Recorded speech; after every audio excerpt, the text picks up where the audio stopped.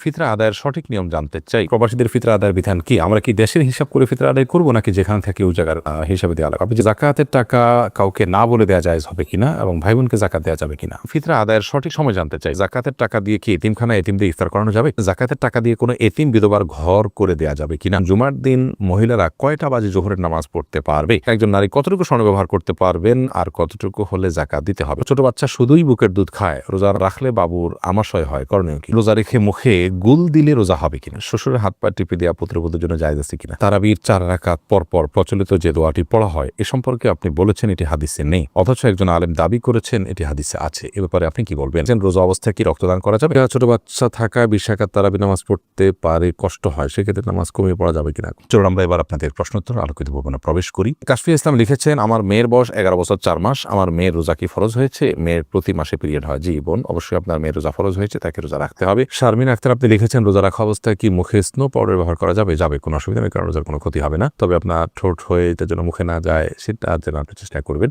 জাকিয়া হোসেন আপনি লিখেছেন, একজন নারী কতটুকু স্বর্ণ ব্যবহার করতে পারবেন আর কতটুকু হলে জাকাত দিতে হবে?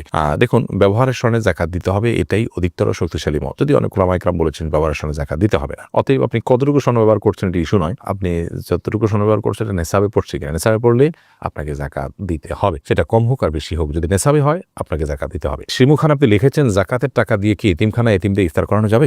ইফতার করানো তখন জায়েজ হবে যখন ইফতার করার কোনো ব্যবস্থা গরিবের নাই, তখন আপনি জাকাতের টাকা দিয়ে সে অ্যারেঞ্জ করলেন। মূলত জাকাতের টাকা তাদেরকে দিয়ে দিবে, তাদের প্রয়োজন অনুযায়ী খরচ করবে। আপনি নিজে আইটেম ফিক্স করে দিবেন না যে জাকাতের টাকা দিয়ে তুমি এটাই করো। অনেকে হয়তো মনে করেন যে এটা আমি ইফতার করালাম, এটা একটা দৃশ্যমান কিছু হলো, তাহলে সেক্ষেত্রে তো এটি রিয়া হয়ে গেল, লৌকিকতা হলো, এটা তো গুনাহের কারণ হতে পারে। বরং আমাদের সাবধান থাকতে হবে। দাদি নানি আইডি থেকে আপনি লিখেছেন, জাকাতের টাকা দিয়ে কোনো এতিম বিধবার ঘর করে দেওয়া যাবে কিনা? জাকাতের টাকা দিয়ে ইয়েতিম অথবা কোনো বিধবাকে আপনি ঘর করে দিতে পারেন যদি তারা জাকাতের হকদার হয়। এতিম হলেই যে জাকাতের হকদার হবে এমনটি কিন্তু আবশ্যক নয়, বিধবা হলেই যে জাকাতের হকদার হবে এমনটি কিন্তু আবশ্যক নয়। একজন ভদ্র মহিলা, তার স্বামী মারা গেছেন, তিনি বিধবা হয়েছেন, কিন্তু তার এত সম্পদ আছে যেটা দিয়ে চলতে পারেন, তাহলে সেক্ষেত্রে তিনি জাকাতের হকদার নন। এতিমের ক্ষেত্রে একই কথা প্রযোজ্য। যাই হোক, তো এতিম বা বিধবা যে জাকাতের হকদার হয়, তাদের যে সম্পদ আছে বা উপার্জন হয় তা দিয়ে তাদের সংসার চলতে কষ্ট হয়, এরকম যদি হয় তাহলে সেক্ষেত্রে আপনি তাদেরকে জাকাতের টাকা দিতে পারেন। জাকাতের টাকা না দিয়ে তাদের যদি ঘরের নিড থাকে, যে তাদের নিরাপদে থাকার মতো কোনো ঘর নেই, সে প্রয়োজন থাকে এবং টাকা দিলে তারা হয়তো নষ্ট করে ফেলবে, আপনি তত্ত্বাবধান করে তাদের হয়ে ঘর নির্মাণ করে দিলে জাকাতের টাকা দিয়ে এটা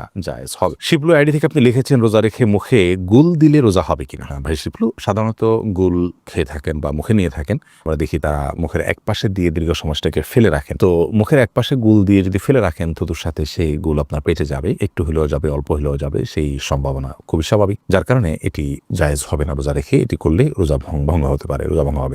আপনি লিখেছেন, শ্বশুরের হাত পা টিপে দেওয়া পুত্রবধূর জন্য জায়েজ আছে কিনা? এটা করা উচিত নয়। কারণ হলো, শ্বশুর তার হাত পা যদি পুত্রবধূ টিপেন, তাহলে সেক্ষেত্রে মানে কল্পনার জেনার দুয়ার উন্মুক্ত অন্তত হতে পারে, কমপক্ষে এতটুকু হওয়ার সম্ভাবনা আছে, যার কারণে গুনাহের দ্বার পর্যন্ত বন্ধ করতে হয়, এটাকে সাদ্দু জারায়া বলা হয়। তো যার কারণে এটা জায়েজ নয়। পুত্রবধূ শ্বশুর অন্য সেবা করবেন, তবে হ্যাঁ, শ্বশুর অনেক বৃদ্ধ, এত বৃদ্ধ যে এ ধরনের কোনো আশঙ্কা নাই, তাহলে সেক্ষেত্রে এটি করা যেতে পারে যদি একান্ত নিরুপায় থাকে, অন্য কেউ না থাকেন এবং এটা যদি খুব বেশি জরুরি হয়, অর্থাৎ অনেকগুলো শর্তের উপর ভিত্তি করে। এরপর প্রশ্ন, ছোট বাচ্চা শুধুই বুকের দুধ খায়, রোজা রাখলে বাবুর আমাশয় হয়, করণীয় কি? একটু কষ্ট করবেন, প্রয়োজনে দিনের বেলা ঘুম পাড়িয়ে রাখবেন, আপনি নিজেও ঘুমাবেন, রাতের বেলা একটু জেগে থাকবেন, অর্থাৎ অভ্যাস একটু পাল্টাবেন, তাতে তো রাতেও তো আপনি দীর্ঘ সময় না খাওয়াই থাকেন, সেভাবে থাকবেন। এবং একটু কষ্ট হলে ডাক্তার দেখান, বিকল্প বের করেন, অর্থাৎ রোজাটা ফরজ বিধান, এই ফরজ বিধান আবশ্যক হওয়ার কারণে রোজা রেখে অন্যান্যগুলোকে কিভাবে ওভারকাম করা যায় সেই চেষ্টাটা আমাদের থাকতে হবে। আয়েশা সিদ্দিকা, ছোট বাচ্চা থাকা 20 রাকাত তারাবি নামাজ পড়তে পারে, কষ্ট হয়, সেক্ষেত্রে নামাজ কমিয়ে পড়া যাবে কিনা? কখন আপনি অসুবিধা হলো কম পড়লেন, কোনো অসুবিধা নেই। নফল যেহেতু এটা আপনার অসুবিধার কারণে আপনি একটু কম পড়লেন বা ভেঙে পড়লেন, এই সুযোগগুলো কিন্তু আছে। হাবিবা আইরিন আপনি লিখেছেন, জুমার দিন মহিলারা কয়টা বাজে জোহরের নামাজ পড়তে পারবে? জোহরের ওয়াক্ত হওয়ার পরেই পড়তে পারবে। মসজিদে জুমার নামাজের জামাত হওয়ার পরেই পড়তে হবে এমনটি অনেকে মনে করেন, অথচ এমনটি কোনো আবশ্যক নয়। আপনি চাইলে জুমার নামাজের আগেও, অর্থাৎ ওয়াক্ত হয়ে গেছে জোহরের 12টা 1 মিনিটে, আজকে জোহর ওয়াক্ত হয়ে গেছে, এরপর থেকে আপনি বাসায় জোহর পড়তে পারেন। মাজিদুল ইসলাম আপনি লিখেছেন, প্রবাসীদের ফিতরা আদায়ের বিধান কি? আমরা কি দেশের হিসাব করে ফিতরা আদায় করবো নাকি যেখানে থাকি ওই জায়গার হিসাবে দেওয়া লাগবে? আপনি যেখানে থাকেন সেখান থেকে হিসাব করে আপনি ফিতরা দিবেন। ফিতরা কি আলাদা করে রেখে ঈদের পর আদায় করা যাবে? না, ঈদের পর আদায় করলে ফিতরা আদায় হবে না, বরং ফিতরা আদায় করতে হবে ঈদের সালাতের আগে। নবী করিম সাল্লাল্লাহু আলাইহি ওয়াসাল্লাম বলেছেন, মানাদ্দাহা ক্বাবলা সালাহ, যে ব্যক্তি ঈদের আগে ফিতরা আদায় করবে হিয়া মাকবুলা, তাহলে সেটা ফিতরা হিসেবে কবুল হবে। ওয়া মানাদ্দাহা বাদা সালাহ, যে ব্যক্তি ঈদের পরে আদায় করবে ফাহিয়া সাদাকাতুম মিনাস সাদাকাত, 10টা সাদকা আমাদের সাধারণ দান হবে, ফিতরার যে দায়িত্ব সেই দায়িত্বের ফলে কিন্তু আদায় হবে না। রফিক আহমদ আপনি লিখেছেন, তারাবির 4 রাকাত পরপর প্রচলিত যে দোয়াটি পড়া হয় এ সম্পর্কে আপনি বলেছেন এটি হাদিসে নেই, অথচ একজন আলেম দাবি করেছেন এটি হাদিসে আছে। এ ব্যাপারে আপনি কি বলবেন? ভাই রফিক আহমদ, দুঃখজনক যে কথাগুলো ভালো করে অনেকে না শুনেই মন্তব্য করেন, আবার অনেকে শুনেও সেটাকে বিকৃত করেন। আমরা বলেছি তারাবির নামাজে 4 রাকাত পরপর যে দোয়া আমাদের দেশে পড়া হয়ে থাকে সুবহানাল মুলক ওয়া মালাকুতে শেষ পর্যন্ত, এই দোয়া 4 রাকাত পর, তারাবির পরে 4 রাকাত পরপর এ দোয়া পড়ার কথা হাদিসে নেই। আবারও বলছি, তারাবির 4 রাকাত পরপর এ দোয়া পড়ার কথা কোনো হাদিসে নেই, কোনো জাল হাদিসেও নেই। আবারও বলছি, তারাবির নামাজের 4 রাকাত পরপর এই দোয়া পড়ার কথা কোনো হাদিসে নেই। এই দোয়ার বিভিন্নভাবে এসেছে রুকুর তাসবিহ হিসাবে, সুবহানাল মালাকুতি ওয়াল জাবারুতি। রুকুতে নবী করিম সাল্লাল্লাহু আলাইহি ওয়াসাল্লাম সুবহানাল আযীমের জায়গায় আপনার এই তাসবিহ পাঠ করতেন, এ দোয়া পাঠ করতেন। তো রুকুর তাসবিহকে এনে যদি আপনি 4 রাকাত পরপর যে আমরা বৈঠক করে থাকি, বসে থাকি আরামের জন্য, রেস্টের জন্য, সেই জায়গায় আপনি সেট করেন, তার জন্য আপনার তো প্রুফ লাগবে। যেটা রুকুতে করতে বলা হয়েছে সেটা আপনি এখানে করছেন, তার ভিত্তিটা কি? সেখানে আমি বলেছি যে কোনো হাদিসের ভিত্তি নেই। তো সেই মর্মে যদি কোনো হাদিস থাকে যে হ্যাঁ তারাবির পর 4 রাকাত পরপর এই দোয়া পড়ার কথা বলা হয়েছে, তাহলে সেটা উপস্থাপন করা যেতে পারে। এরকম কোনো হাদিস তো নেই। ফতোয়া শামিতে আছে, ফতোয়া শামিতে থাকার মানে তো হাদিস নয়। ফতোয়া শামি তো ফতোয়ার কিতাব।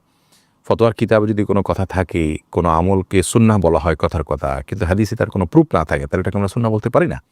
তো আমি যেটা বলেছি এটা পরিষ্কার যে 4 রাকাত পরপর, তারাবির 4 রাকাত পরপর এই দোয়া পড়ার কথা কোনো হাদিসে নেই। অতএব এই দোয়া আছে অন্য কোথাও পড়ার জন্য, সে হাদিস এনে যদি আপনি 4 রাকাত পরপর পড়ার বিষয়টি প্রমাণ করেন, তাহলে সেটা তো অবশ্যই অগ্রহণযোগ্য এবং হাস্যকর হবে।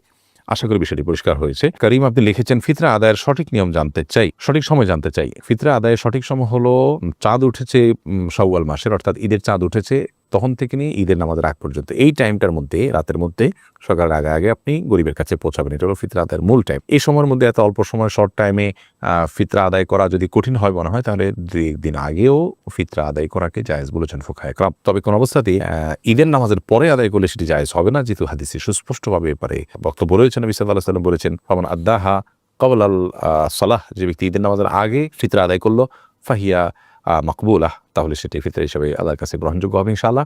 আর ওয়ামান আদ্দাহা বাদাস সালাহ, যে ঈদের পরে আদায় করবে, ঈদের নামাজের পরে, ফাহিয়া সাদাকাত মিনাস সাদাকাত, তাহলে সেটা অন্য 10টা সাদকার মতো একটা সাদকা বা দান হবে। এটা কোনো ফিতরা হিসাবে বিবেচিত হবে না। যাকাতের টাকা কাউকে না বলে দেওয়া জায়েজ হবে কিনা, এবং ভাই বোনকে যাকাত দেওয়া যাবে কিনা? ভাই বোন তারা যদি প্রাপ্তবয়স্ক হয়ে থাকে, অভাবী থাকে, যাকাতের হকদার থাকে, তাদেরকে অবশ্যই যাকাতের টাকা দেওয়া যাবে। যাকাতের টাকা দিয়ে স্বাবলম্বীও করে দেওয়া যাবে, এবং যাকাতের টাকা দেওয়ার সময় যাকাত যিনি নিচ্ছেন তাকে না বলেও দেওয়া যাবে। আপনি মনোনিয়ত করলেন যাকাত দিচ্ছেন, তাকে বললেন যেটা আপনি খরচ করেন, আপনি নিয়ত করলেন যাকাত থেকে দিচ্ছেন, এটা যথেষ্ট হবে। তাকে বলে দেওয়াটা এটা আবশ্যক কোনো বিষয় নয়।